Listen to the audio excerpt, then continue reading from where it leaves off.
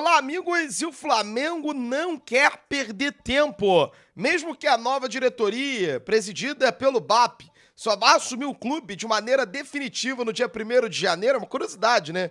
Que a posse é agora dia 18 de dezembro, mas o trabalho, entre aspas, como novo presidente do Mengão só começa no dia 1º de janeiro. Mas não dá pra esperar até aí não, porque a janela de transferências já abre na primeira semana do ano de 2025. Uma das grandes críticas do Luiz Eduardo Batista à gestão Landim foi o tal sangue no gelo do Marcos Braz, de ver clubes como o Botafogo, o Palmeiras, que são os principais rivais da equipe do Flamengo na briga pelos títulos, anunciando jogadores antes da abertura e assim que a janela era aberta, já colocar nomes para jogar, para reforçar a equipe. O Flamengo nos últimos anos, principalmente nessas últimas duas janelas, vinha deixando os reforços ali para a última semana da janela de transferência. Então o BAP já vinha levantando esse desejo durante toda a campanha para a presidência e agora ganhou. Quer fazer essa promessa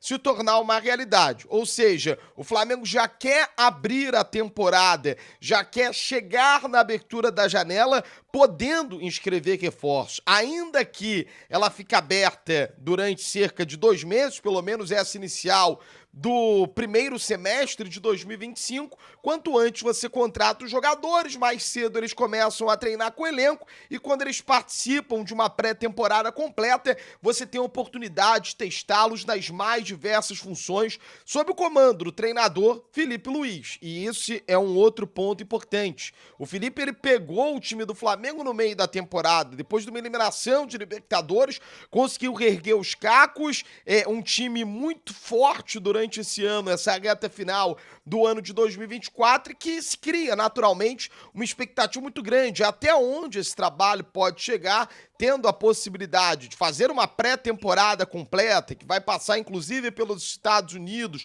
de receber reforços com um aval do técnico Felipe Luiz. As posições, elas já foram definidas. O Flamengo quer um lateral direito, um meio-campista, um 8 clássico, o famoso box-to-box, que preencha o meio de campo e possa dar esse equilíbrio de sustentação. Sobretudo para brigar ali pela posição com o Nicolás de la Cruz, com o próprio Everton Araújo, que chegou a fazer essa função, e ser uma alternativa também para o Alan, que não vingou nesses últimos anos à frente da equipe do Flamengo. E é uma posição de jogador que se desgasta muito. O Gerson também pode fazer essa alternativa na meia cancha, mas ele se encontrou durante essa temporada no altíssimo nível, jogando como um flutuador pela meia direita e ajudando nessa composição. Então a ideia do Flamengo é trazer esse camisa 8 e tem um nome já definido, um alvo, e o clube dele promete liberar, daqui a pouco eu vou falar para você.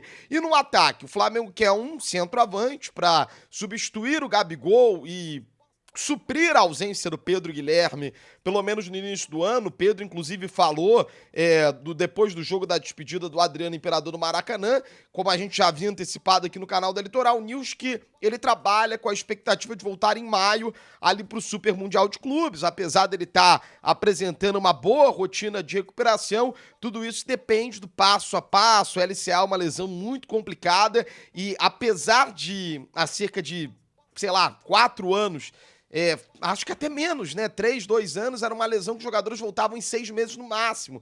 Só que a medicina esportiva evoluiu ao ponto que havia a percepção de quando o jogador voltava muito cedo, 6 meses muito cedo, ele tinha novas lesões. Não uma nova LCA, mas outras lesões em decorrência de uma sobrecarga, que poderia ser feita principalmente no outro joelho. Então, o fortalecimento ele precisa ser completo e o Pedro deve voltar em maio, que significa que o Flamengo hoje ele não tem um grande centroavante para a Supercopa, para o Campeonato Carioca, para a fase de grupos da Copa Libertadores da América, que vai ser entre abril e maio, para o início da Copa do Brasil. Então o Flamengo quer um centroavante para jogar ou com o Pedro, mas também na vaga do Pedro.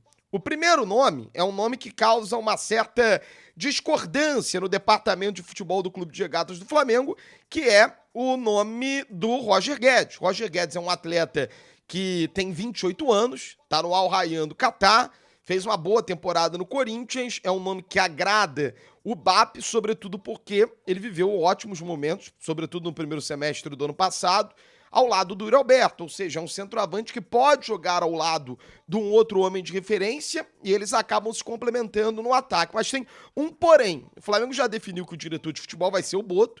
Ele tá se despedindo da equipe dele na Croácia, vai passar o Natal com a família, muito provavelmente em Portugal, e depois das festas natalinas vai ao Rio de Janeiro, desembarca no Rio de Janeiro para iniciar esse trabalho mais efetivo junto ao BAP.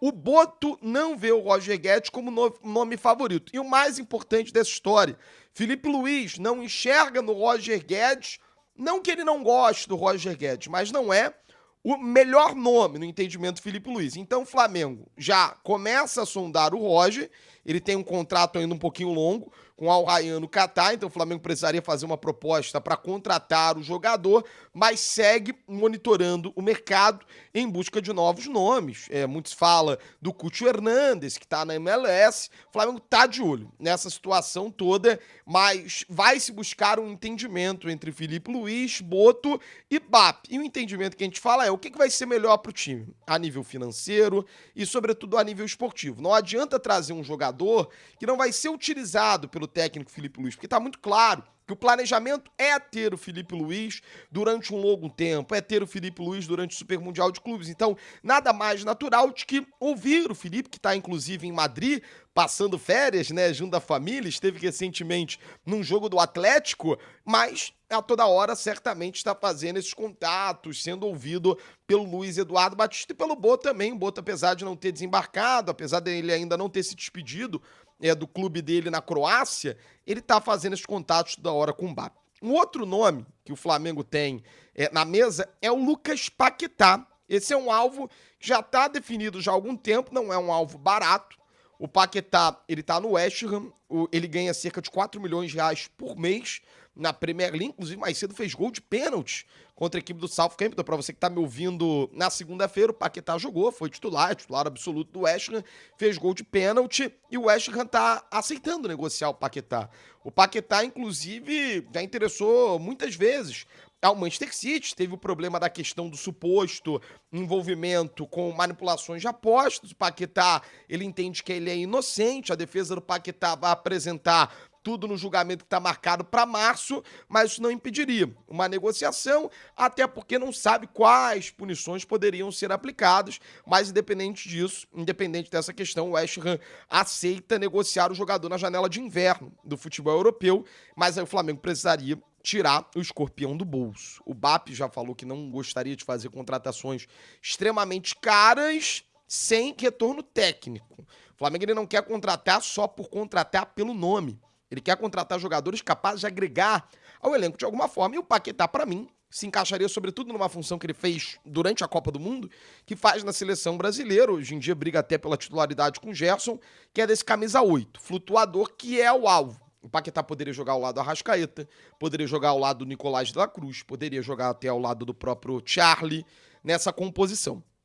O ponta e o lateral direito, o Flamengo segue estudando o mercado. É um time com muitos pontas qualificados. Bruno Henrique, Michael, Gonzalo Plata, Luiz Araújo, o Everton Cebolinha que vai voltar de lesão, o Matheus Gonçalves, mas o Flamengo quer mais um ponta e um cara completo que possa ser um jogador decisivo pelas beiradas do gramado, sobretudo para seguir esse processo de renovação do setor. E o último alvo é um alvo para brigar pela posição com Wesley na lateral direita. É inegável a evolução do cria do Ninho do Urubu nesse último ano, o quanto o Wesley seguiu uma curva ascendente, mas o Flamengo quer um jogador para brigar ali com o Wesley pela lateral direita. E uma última informação é que o Flamengo tem um novo camisa 10. Enfim, a 10 de Zico voltará a ser utilizada por um atleta. Ela que ficou vaga desde que o Gabigol passou a usar a camisa 99. A gente lembra que quando teve aquele caso da camisa do Corinthians, enfim, a diretoria, ainda comandada pelo Rodolfo Landim, optou por tirar a 10, deixá-la vaga e dar a 99 para o Gabi.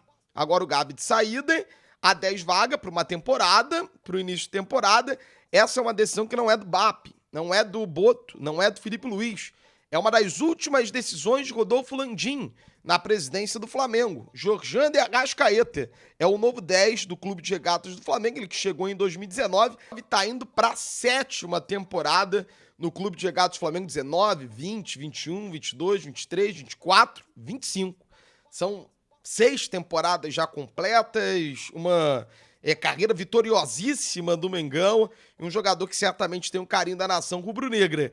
Gostou do camisa 10 novo do Mengão? Para você, tá em boas mãos? O Arrascaeta é um bom herdeiro para 10 de Zico, de Flamengo? Ele conhece bastante. É um ídolo dessa galera, então já tá tomada a decisão, repito, pela gestão do Rodolfo Landim. O BAP toma posse dia 18, mas só assume de fato no dia 1º, mas esse trabalho de transição vai sendo feito, porque o Flamengo já se apresenta na primeira semana de janeiro para iniciar a pré-temporada e jogar o Campeonato Carioca também com aquele elenco de transição que alguns jogadores vão fazer parte. Eu sou o Marcelo Marinho, todo dia tem informação do seu clube de coração aqui na Litoral News. Eu conto sempre com a sua inscrição, conto sempre com o seu like.